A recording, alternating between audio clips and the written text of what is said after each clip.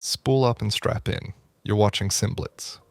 Today, we're taking a look at the Miltech Simulations MH60, possibly one of the most advanced helicopters to ever come to Flight Simulator. The MH60 comes in three variants: the Sierra, Romeo, and Tango, engineered for missions from search and rescue to anti-submarine warfare.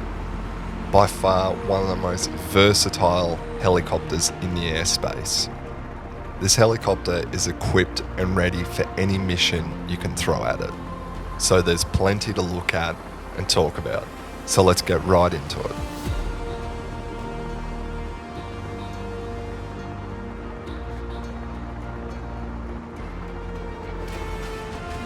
Not only did Miltech release the MH60, they also released another add-on that works hand in hand with it called the Mission Hub.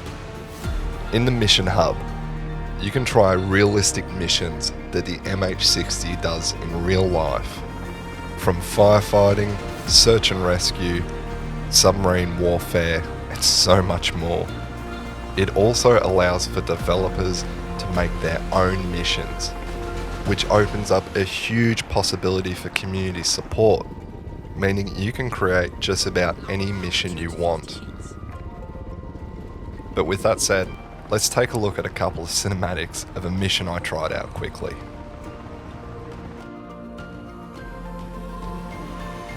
But as you can see with this firefighting mission, it shows off some nice visual effects, and this is represented across all the missions. With the firefighting mission, it'll spawn you at an airport close by to the fire.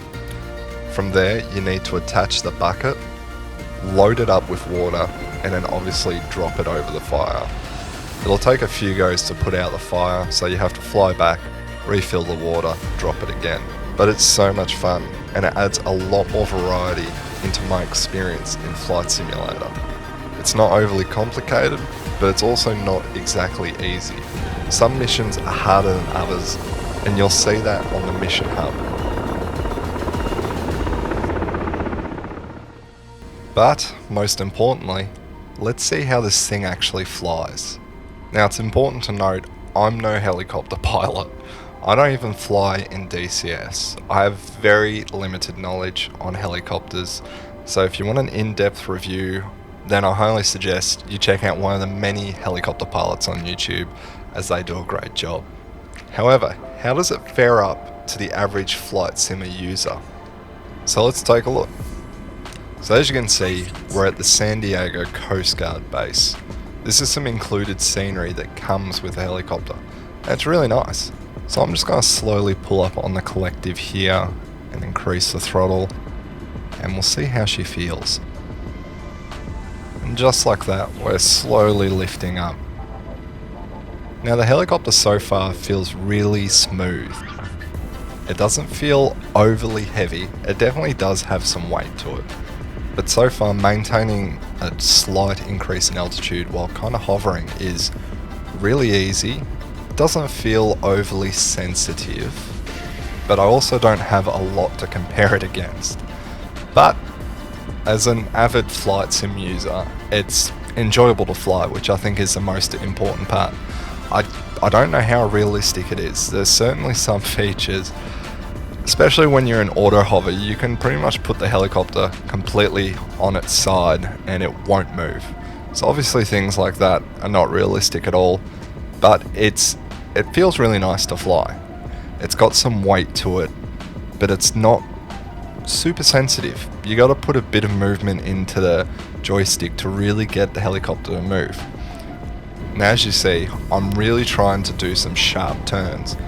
It responds okay. I mean, it's not the most nimble aircraft, but it's decent for its size, I suppose. Like I said, I really don't have anything to compare against, but for what I expect, it feels quite nice. It's I don't expect it to be an A380 but fly like an F-18. It feels kind of like a nimble business jet, I guess. It's got some weight to it, but it's also quite sporty. Another great feature with this helicopter is it also has Autopilot. I don't know if you can get it to set to follow headings or VORs or anything like that, but it does have an altitude hold. You can do radio altimeter hold or barometric pressure hold. And basically it'll just fly in a straight line at that altitude that you've engaged it. And there's also auto hover and things like that. The auto hover, like I said, is a little buggy, but that's alright. You can really see here how that autopilot is trying to maintain the altitude by really jarring that collective up and down. It's very rapid and instant. Got no idea if this is how real helicopters do it, but anyway, let's get back on the ground and check out some of the more exciting features that this heli came with. I think one of the most exciting and captivating parts is the features that this helicopter comes with.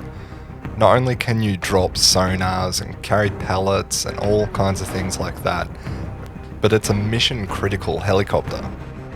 So of course, you know what that means.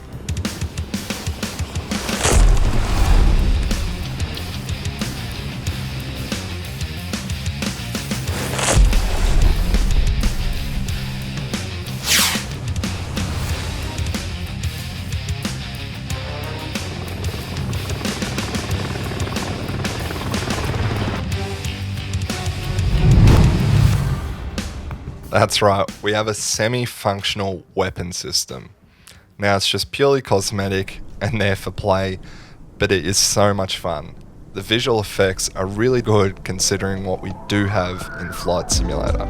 Again, this isn't DCS or War Thunder, this is Microsoft Flight Simulator. You got a range of different weapons you can choose from. You can configure this all through their EFB.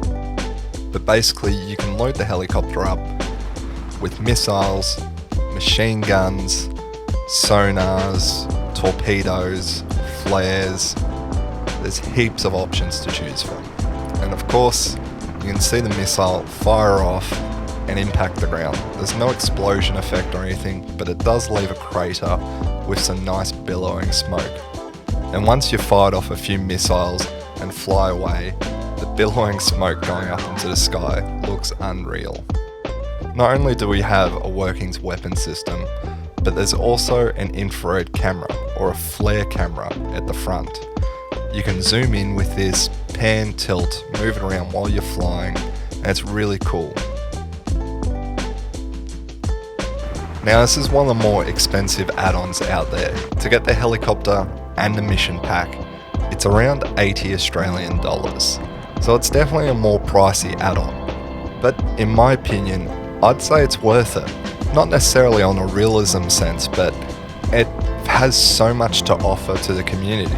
A big thing for me is having community support and being able to add extra things to a product. And this is a great way that the developers let you do that. You can create mission packs and different scenarios. And in that, you can make your own objects for different things. It really adds another layer to the simulator. Now, I can't speak on the terms of the realism or how study level it is. In my opinion, it feels really nice. It's really fun to fly. But for the most part, especially in Flight Sim 2020, which is what I did this video in, it was so much fun. It's a great aircraft. I really enjoyed it. It is on the pricier side, but if you can afford it, definitely give it a crack.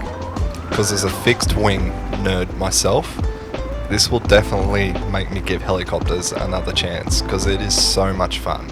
I also just want to say a huge thank you to everyone.